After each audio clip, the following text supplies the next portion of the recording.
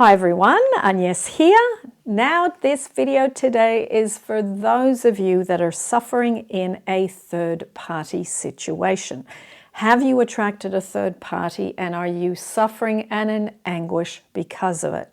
Now, what I'm going to do in this video is I'm going to answer a viewer's question about how does everyone is you pushed out relate to the third-party situation, and I'm going to answer that question and then tell you what you can do about it. Now, this is what I see repeatedly for people that have been in third-party situations or that are in third-party situations, and me myself when I was in these situations repeatedly years ago. Now, food for thought, have you got any of these? I'm second best. I am inadequate. I'm not good enough. I'm not enough. Other women or men are more attractive than me, more interesting than me, more confident than me. Now, also, because you may have some of these, do you try and control and demand to get more love? And does it end up causing arguments and drama?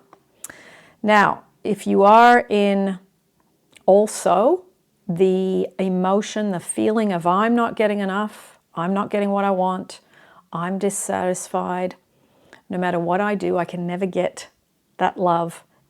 These are the things that I see in common with the people that end up in third-party situations. Okay, and these were definitely some of mine at that time.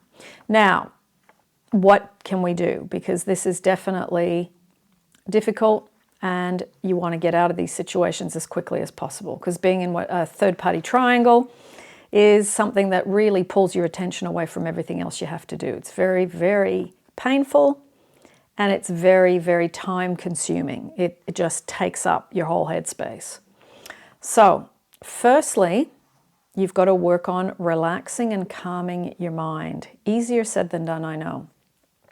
And then your emotions will calm down. Because the more you're anxious, the more you're fearful, the more you have fear of loss, the more you have fear of abandonment, all of that draws to you these situations and you want to not be in them, okay? How do you relax and calm your mind? I think the best ways are meditation, going for walks in nature, and repeating Ho'oponopono. You've got to give your mind something else to do so that the emotions calm down, cool down. Okay, and I would do those regularly. Also, number 2, doing inner child work on what creates anxiety. Okay, insecurity, also fear of loss, fear of abandonment. So if you can find someone you can do this work with, some of you I know can do it on your own, but for those that can't, you know, a coach, a therapist that specializes perhaps in inner child work, doing the inner child meditations. There are 2 on my channel, you can do those, but the idea is to release any old emotion that gives you that feeling of anxiety, that intense feeling of fear. Sometimes it's panic attacks, okay? So it's going back to the original time, as in the childhood time, as to when this was created. Who brought that up for you first? I would also sit down and say to yourself, okay, who was it that I first felt this emotion around? And usually someone comes to mind immediately with people when I ask them those questions, or that particular question. Sometimes it's more than one person, but often it is one person that is the main culprit, let's say.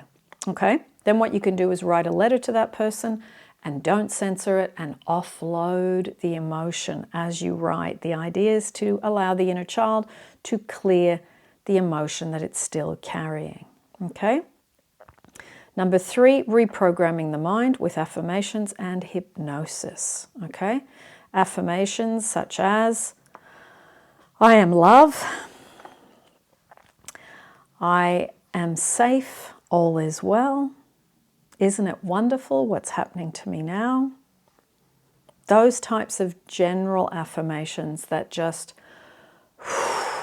they help you to relax your shoulders, let go of that clenching in your jaw, and just help you to relax the physical body and also the mind and the emotions. Now, there's also a technique called the Andrew breathing technique, which I've mentioned before, and I will put the link to that video, which has been done by the gentleman who created it, and then you can go and practice that with him, okay? Number 4, using EFT, emotional freedom technique, also referred to as tapping, okay? I will put some videos for that down below for you. And the last and final one, which I've already mentioned, was to do Ho'oponopono, but you're doing it from a place of, okay, if that's on the outside of me, this third-party situation, what is it in me that I need to dissolve? And then go back and look at those things that I mentioned at the very beginning of this video. I'm second best, I'm not good enough, I am inadequate, other women are more attractive, interesting, confident than me, that desire to control and demand to get more love, and also if you are not getting what you want, feeling the I'm not getting enough, I want more dissatisfaction, that too creates third-party situations, okay? All these things are the fertilizer for these types of situations, in my opinion, okay? So, thank you to Tattooed Telltales for asking this question to talk about everyone as you pushed out in regards to the third-party situation. I've got a whole everyone as you pushed out playlist where I go into different scenarios if you want to take a look at that to learn a bit more about everyone's you pushed out, which I first heard from Neville years ago, Neville Goddard. And also there is a third-party playlist for those of you that want to explore a bit more what you can do about that. And also there is a first best, second best playlist for you. I will put all those down below in the description, and I will put the ones I can around my head at the end of this video, okay? So let me know your thoughts about this. Are you in a third-party situation? Do you relate to any of these statements I made? Which ones in particular? Let me know in the thread down below. Lots of love, and I will see you real soon.